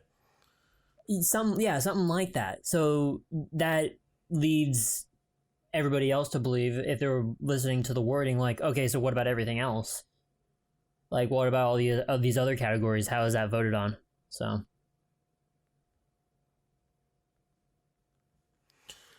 yeah, I don't know. Well, we'll see. We'll see what happens next year. I mean, like actual like the production, it's not as bad as before. I remember it's like Doritos presents, and then like they have like this whole like digital fireworks and like, you know, digital confetti. I will showing put a giant Doritos logo. Yeah, it's completely like on the upper echelon of like, you know, we've gotten better at these game awards, because this used to be on Spike TV. Mm-hmm. And that shit was so bad. Yeah. Anyways, on to the actual content that they lined up for the Game Awards. We were trying to just get to this as quickly as possible. So the first things first, Series X. I mean, we all knew it was coming, right? Now we know what it looks like. I don't know. It looks like the Corsair one, but in a box shape. Yeah, basically. I think it more looks like a smart home speaker. Interesting. Not like one of those sound bar type thing. I guess so, but like vertical. And yeah. So JBL. So LadyInfamous, I think you are more so than everybody else the Xbox fan. What? I mean, Sharpie doesn't own one. Zeldrick doesn't own one. I have one, but like I don't even remember the last game I played on Xbox that wasn't like a Game Pass download. Gears 5. So what did you have any impressions off of it? It's the new console. They didn't show us that much specs during the Video Game Awards, but you know, we girls is up for a new Xbox pretty soon, so it's good to see something fresh and new. They already doing pre-orders on it, but they don't have a price set on it, which is funny to me, because GameStop right now actually doing deposits and stuff. I have to see if, to be honest with you, I really want the console, but if I don't have like the TV to support it, I don't want to buy a new console if I can't use it to the best of my ability with what I have. And people fail to realize that, you know, I want 4K enhanced games too, you know what I mean? But if I don't have a 4K TV, what is the point of me buying something that won't help me experience that? You know, 4K TVs are crazy cheap now, right? I'm poor. No, I'm not saying you got to buy it tomorrow, but I'm saying like if this comes out like December 2020, you probably could get a 4K TV pretty easily between now and then. I understand, but there's other things that I want too. That's gonna like cost me. Do I want a 4K TV or do I want money towards a vacation? You know, I have to think like that. Sure. Yeah. I have to think like that. You know, this console's not forcing you to play in 4K. Yeah, you can play 1080, I'm sure. If that's the case, I should just go for the cheaper Xbox One X, right? You could. No, because the Xbox One X is not the Xbox Series X. First Or am I off, wrong fuck about this this? name. Right? Because of that exact statement you just made, Zeldrick. That is way too confusing. It's like, it's not the One X, it's the Series X. It's like, what? Are you fucking serious? Like, you know somebody's gonna buy the wrong one for their kid next Christmas. I think Xbox totally fucked with their naming scheme after Xbox 360. Yeah. So I have a general question I want to ask y'all about this. Do y'all feel like this is the right place for them to show this trailer? Yup, because they at their house. They at the Microsoft Theater, so they have. You want a discount on that theater bill? You definitely gonna have to put my new console out. That's how I felt. No, but I'm And asking. I guess that's why PlayStation and Nintendo barely showed up on their. Wait, say that again. list. Maybe I didn't know this. What's the statement? My statement is Where was this at? the Microsoft Theater. Oh, so okay, but here's the thing I'm asking though. Do you think this was a good decision on Microsoft's part to say we want to show the new trailer during the Game Awards? Yeah, they want This to. feel, I think it yeah, is because look, but not at PlayStation- like an E3 or something like that, or like some kind of bigger conference. E3 FanFest 2020 is where all the little specs, all the information for that console is going to come out. Sure, I know, but I'm just saying like the big reveal of this is actually what it is. Yeah, they just wanted to put them names out there because look, it's going to be console season next year, and they got to compete with PlayStation 5, and they know that PlayStation 5 is being real hush hush till June, so why not get our name out there first? You know, like, hey, look, this is what the console looks like. I don't like the controller. I feel like, doesn't it look like the Elite controller? No, that's not even an Elite controller. That looked like a regular Xbox controller with upgraded D-pads. That's it. Upgraded D-pads? Is it? I thought that kind of looks like an upgraded D-pad. It definitely is a different D-pad. Like if you look at it's kind of like, I don't know. It looks like more like a dish. Yeah, exactly. I thought that's how it always looked like. It does look like a controller they've already made before. That's what I'm saying. I thought that looked like the including Elite. the D-pad. I don't know. Let me show you. I think it's funny that I get that timing with developing and announcing stuff. It can get by people and it doesn't work out. But I find it funny that they decided to announce the console name and the design of it at the Game Awards, and then they tease the name, the project or Project Scarlet or whatever at E3 earlier this year, when in the past it would be flipped and E3 was, it's the Electronic Expo, and we show off all of our hardware and the next big thing or whatever then, but like they didn't really say much at E3, and now we get the reveal at something that is not E3. I don't know. I just think that's funny. Yeah, it's interesting. I don't know. I guess maybe it's because, like, for me personally, because the Game Awards felt underwhelming. And number one, because of like, content, but number two, because of like all the trailers they put out there, the stuff that they put out there was just kind of like meh for me. I'm like, this came in and it was like, to me, it felt like it didn't. If you imagine, like, when somebody flatlines in a hospital, like that flat line with the beep, you would expect a little blip when the Xbox showed up. And I'm just like, I don't think I even got the blip when I saw the new Xbox on there. It still just kind of like sat there flatline because I'm like, okay, now we know what the new one looks like. But all you did was show us like a little bit of footage of like, some car from what I imagine is a new Forza game, and some footage of like what I imagine is the new FIFA game. Not gameplay, but like, a pre-rendered cutscene. And it's like, yeah, he barely showed anything. I don't even think that whatever the hell they were showing of like a car or soccer or whatever, I don't even think those were of upcoming games. You don't think so? I really think it was just, here's just some CGI that's to pretty up like our announcement of a console. Could be, yeah. because like my first thought was, Master Chief. with all the like floating lights. I thought it was like, are we gonna get a fantasy game? Oh, The hell is this? What is going on? Like in the description, the script that the guy was reading for this, like, to introduce this console, it totally sounds like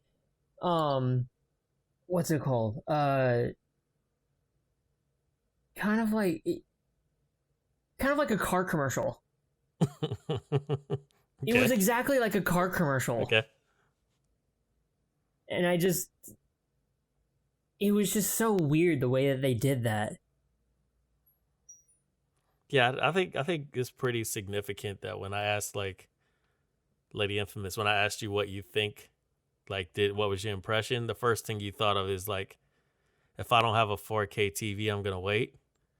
Like, to me, that basically said that thing that they just showed you in that context didn't really hype you up for the new Xbox.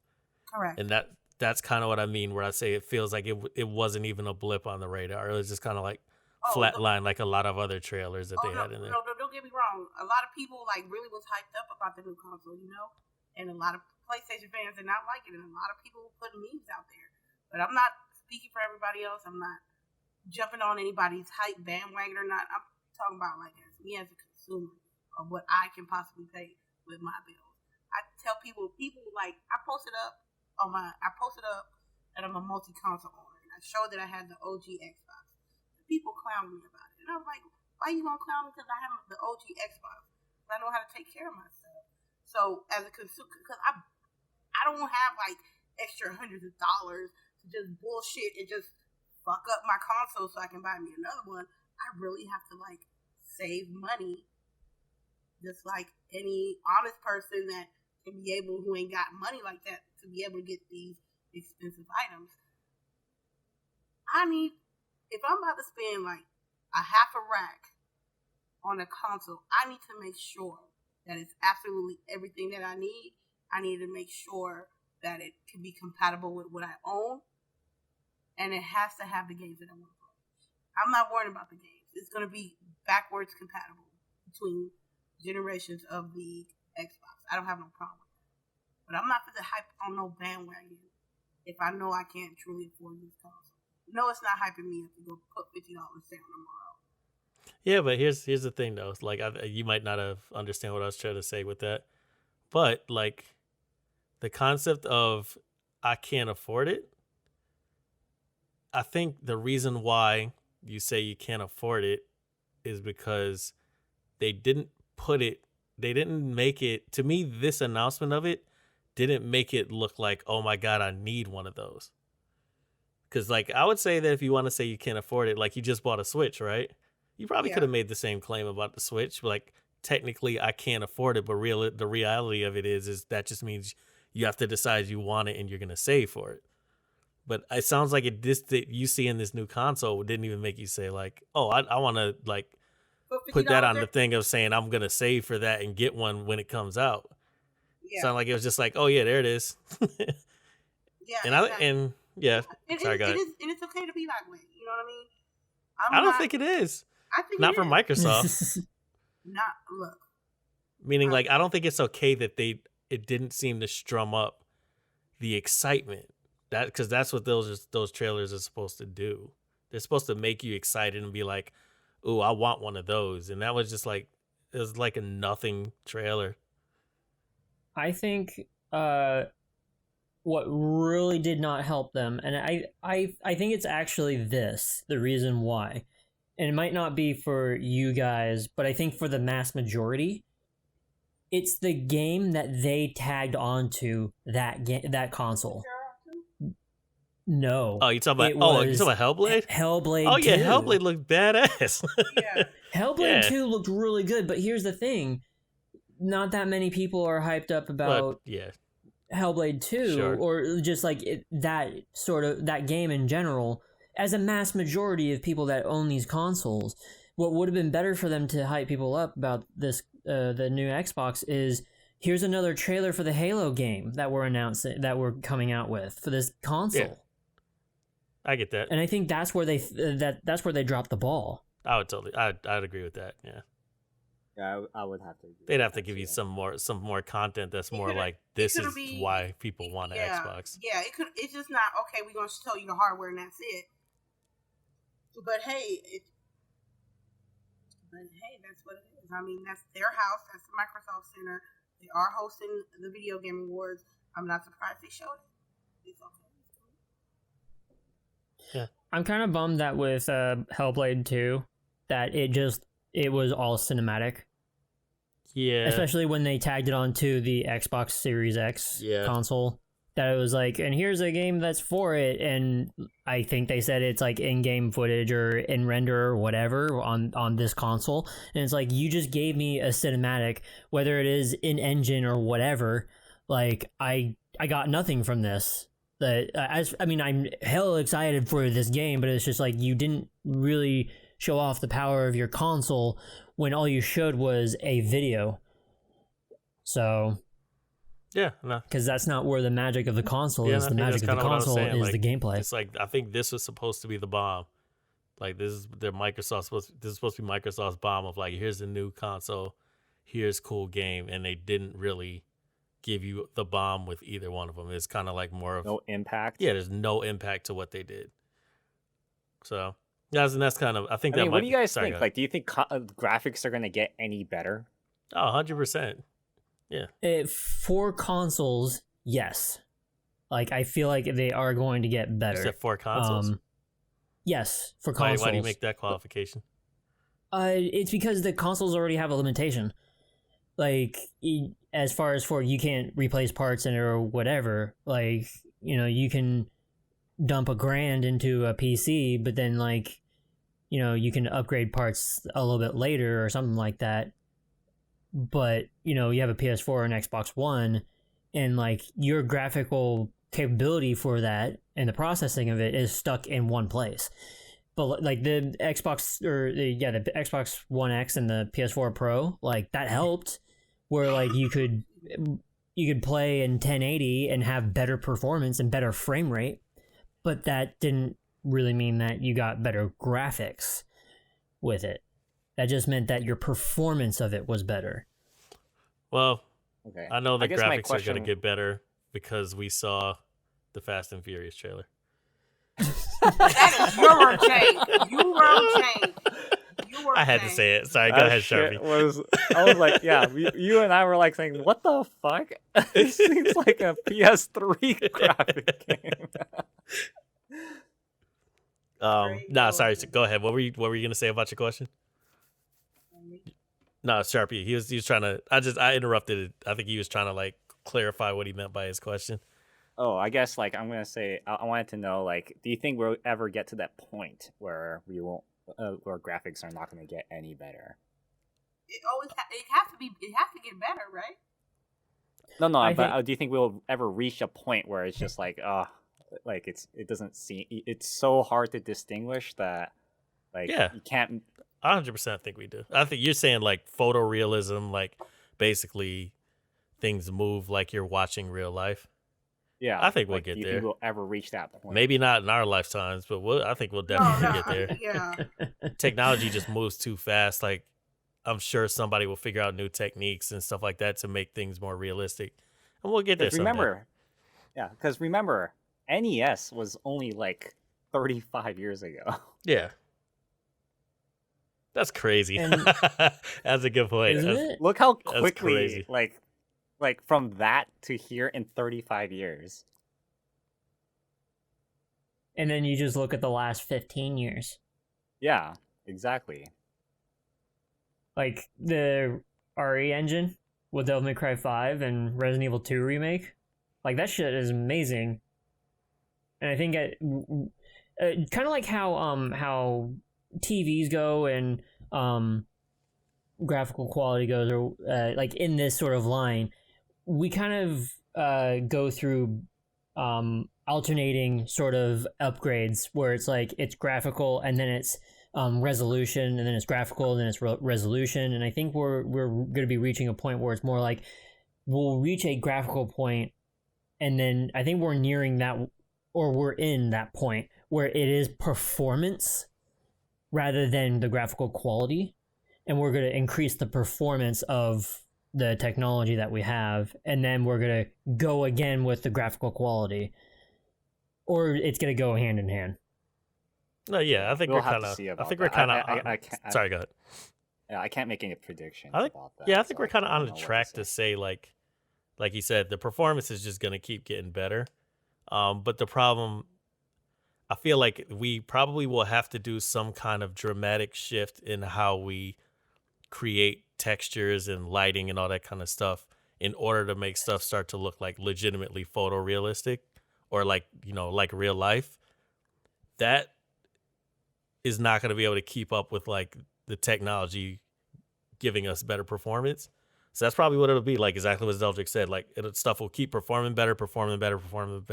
Somebody will come up with some technique that like changes the game. Could be something like ray tracing. Who knows?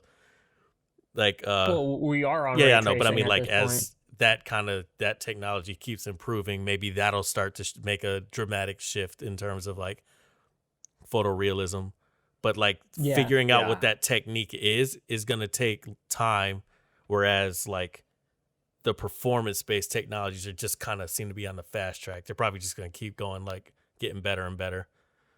Yeah, I mean, just a quick bit about ray tracing. Like ray tracing alone just makes a whole shit ton better, even for like old ass games like Quake. Yeah. Yeah. We have Quake running with RTX, and the same thing with Minecraft. We have Minecraft with RTX, and that shit looks nuts. God, we cannot go through a podcast without you bringing up Minecraft, dude. You're such you're such a fan, dude. I've never been the one that brings up Minecraft. On record, to this day, never brought up Minecraft. But, I mean, as far as for graphical quality and like what we get with games, just look at the Hellblade 2 trailer versus Hellblade. And put it on mute. I put it in the yeah. No, Discord, you're saying like compared to like the original Hellblade. I'm not even saying compare it. Oh, okay. I'm just saying watch it and just have it on mute. But then watch it because that's supposed to be. It's supposed to be CGI, all of it, and already like. I was fooled for like half of this before like actually seeing Senua singing in this. I was completely fooled. I was like, is this a real life thing? What's going on here? Yeah. So I like we are at that point where like everything looks almost or it does look photorealistic. And then it's now the gameplay that looks photorealistic. That's the point. Like we have to bridge that kind of gap. So I'm really excited for this game. And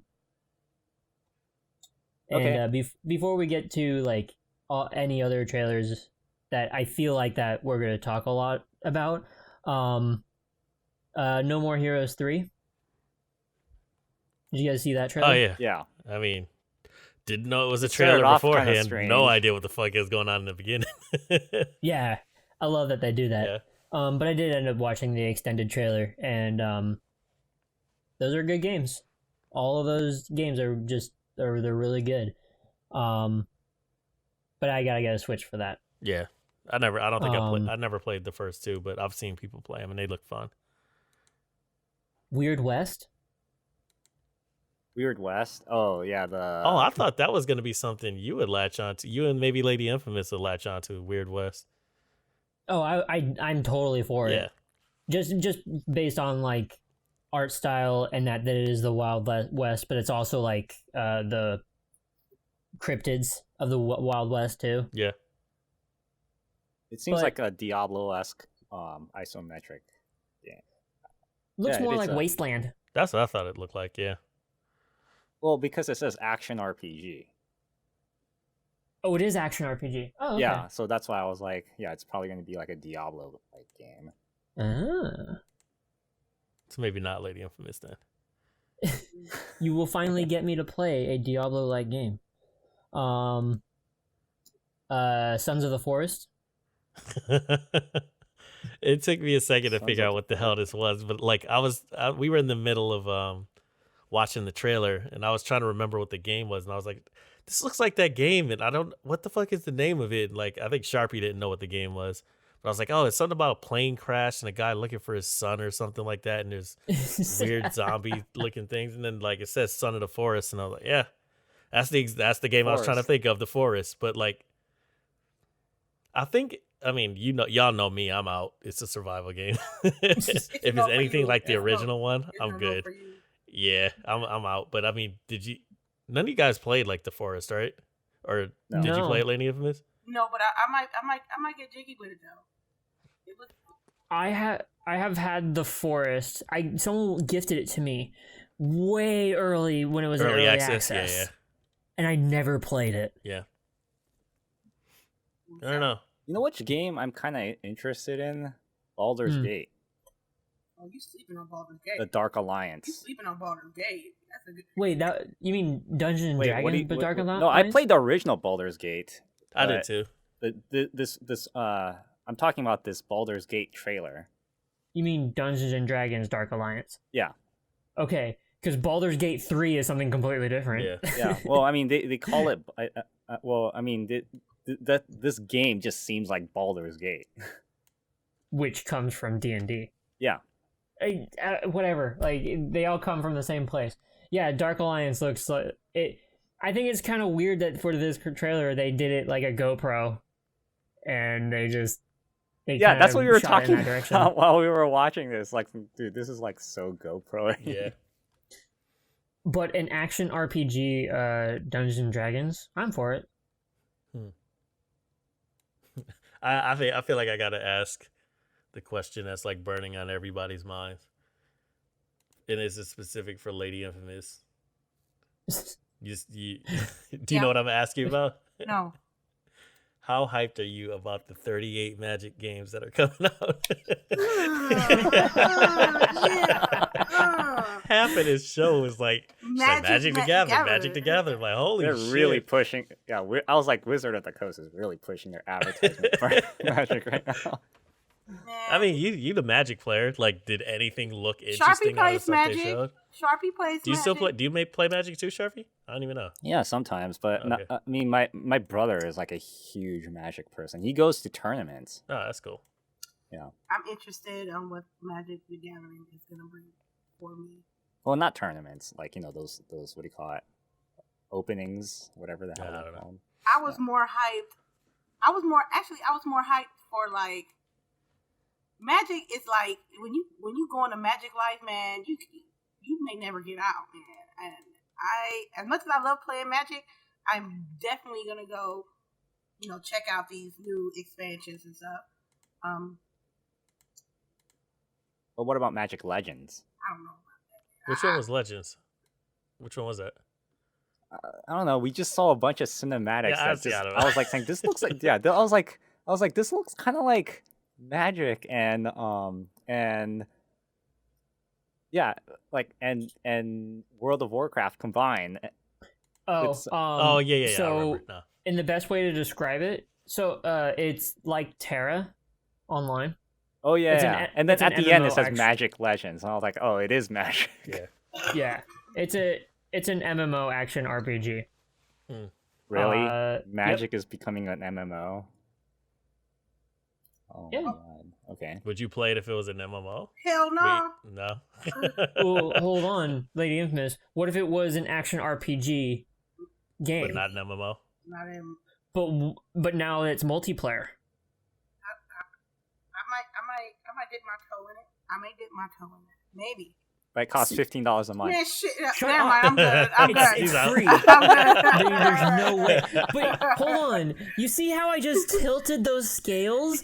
We first introduced it as a Magic game that is an MMO action RPG. You said no, and then I said it's an action RPG. Yes, but it's multiplayer. Okay.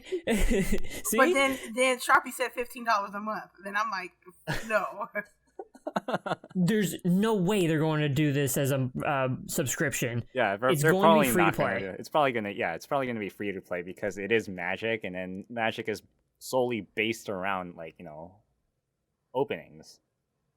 Here's the a huge reason why. The company that is essentially like hosting this, that I guess it's publishing it, is Arc, and they also published Neverwinter Rising. They took in Perfect World International, Star Trek Online. Actually, I don't know if Star Trek Online has a subscription.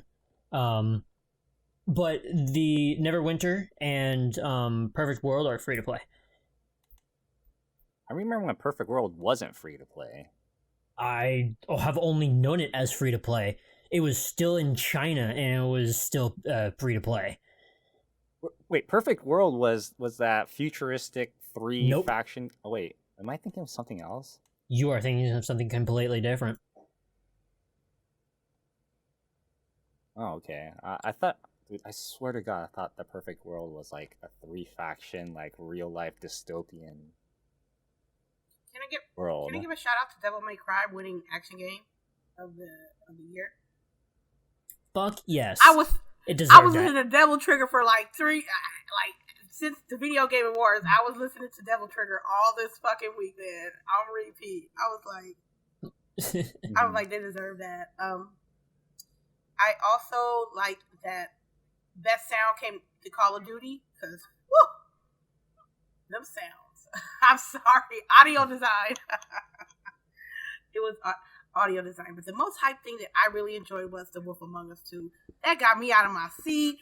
That had me dancing, doing the Millie Rock. I really need to get into Fable comic books, man, because I really, even though Fables, yeah, Fables. Even though I got clowned because it's a walking simulator, and I was like, I don't give a fuck. I'm still gonna get this game. I was like, you want my money right now, or you want my money later, so we can have an understanding. I can't wait. I can't wait to go back to that world. This is how we know that Telltale Games is back. No, I don't think it's back. They just contracted. I think they contracted people to do season 2, and I think they're gonna go from there. But I think they've been back since August. Well, no, their company structure is completely different. Short of it, they went under, and then a LLC took a lot of the rights of it, or they kept it because Telltale Games was open for ownership. Essentially, nobody had jobs, and then they started putting people in that were originally with Telltale Games and people that were fans of the industry, and this shareholder company is pumping money into it, and so they originally were they were saying that a couple of games, I forget what it was. Well, they started losing a bunch of games like off of markets and stuff, but then when there was an interview about it, the shareholder company was talking, and they were saying that, like we have these projects that are in the work that we know that people will love. This was one of them. Like, this is how we know that like good Telltale games are back. If not, like, unless you want to go further back than Wolf Among Us 1 and, those old classics, then sure. But this is like the uprising of a company again, and I hope that this continues. All I need to know is that chick walked down the street around a corner. I need to know where she went. I need to know if me and Snow White are we gonna have a special connection. I need to know what's the new crime out there in the streets. I cannot wait.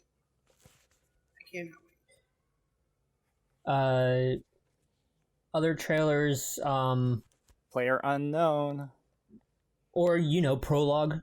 Yeah, I thought we were getting a Blair Witch. Yeah, I thought so too. I don't know for what. That game was trash. No Blair Witch? No. We're talking about Player Unknown's like new game or what, or maybe it's like maybe a PUBG thing, but it's probably not even a battle royale thing. Ew. No. Player Unknown said that like they wanted that he's gonna do something different. The way that they phrase it, it's kind of weird as like it's a Player Unknown is like, he lives in this different universe or whatever. He's going to go into the scientific labs and do whatever. But it sounds like that prologue is going to be not a battle royale, that it's just going to be a project that's based on choices from other players and a lot of other people. Not like, storytelling and like choose your own adventure like we have at Telltale Games, but like, something that affects the world en masse, and there's a lot more weight in player choices. So we'll just have to wait and see what that's about.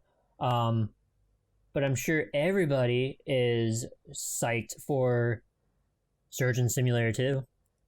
It's my jam. Yeah. That looked weird comparatively.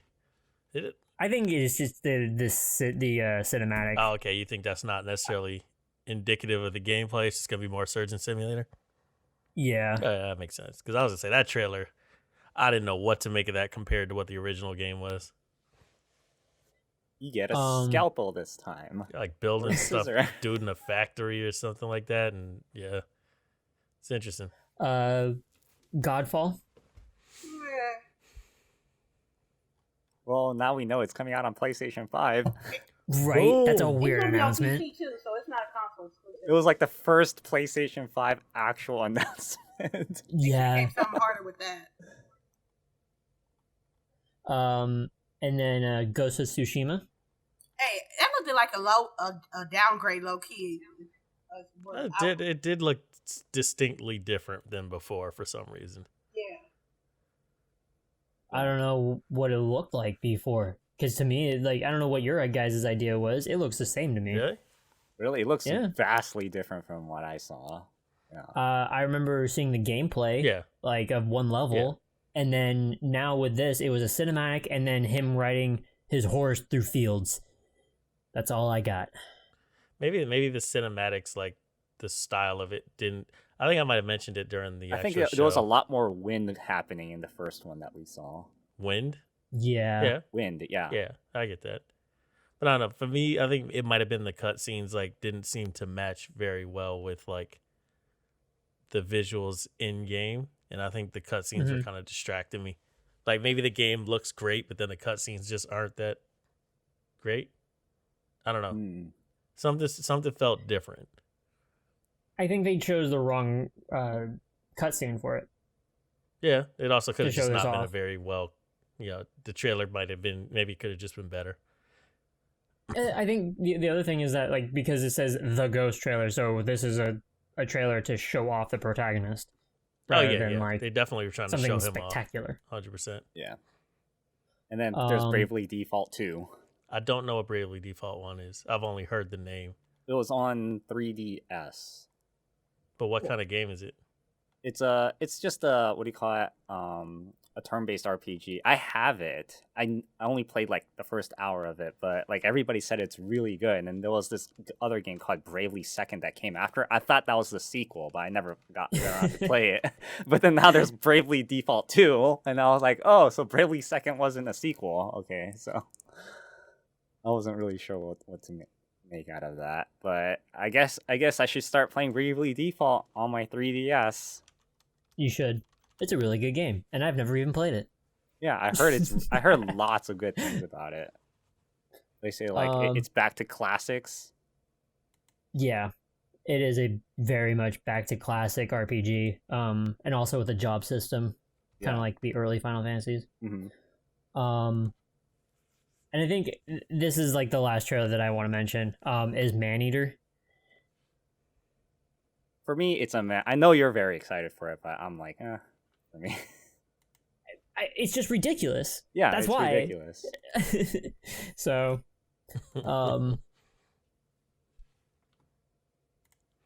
this game is taking way too long to come out because we heard about it years ago. Yeah, maybe it's just me, but I just don't like seeing women getting torn apart. Okay, well, you're a special case. Yeah, I don't like that. I remember watching Death Race, and there was this one scene where this one chick got drilled out by another vehicle, and I was like that really hurt me. I don't know why. But yeah, I want to know exactly what this game is and if it's more than just a single player thing.